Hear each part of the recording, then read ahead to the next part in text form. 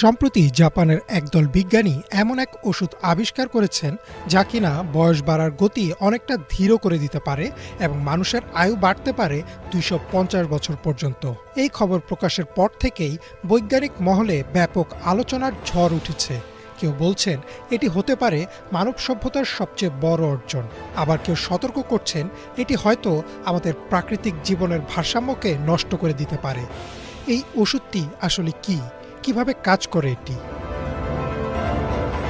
Japan টাইমসে প্রকাশিত একটি প্রতিবেদনে বলা হয়েছে, জাপানের টোকিও ইউনিভার্সিটি ও কিয়োটো বায়োসায়েন্স ইনস্টিটিউটের যৌথ গবেষণায় NRX-51 নামের এক বিশেষ ওষুধ উদ্ভাবন করা হয়েছে।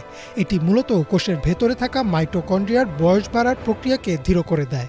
সাধারণত বয়স বাড়ার সাথে সাথে আমাদের কোষে শক্তি উৎপাদনের হার কমে যায়, ফলে শরীর দুর্বল হতে থাকে এবং কোষগুলো ধীরে ধীরে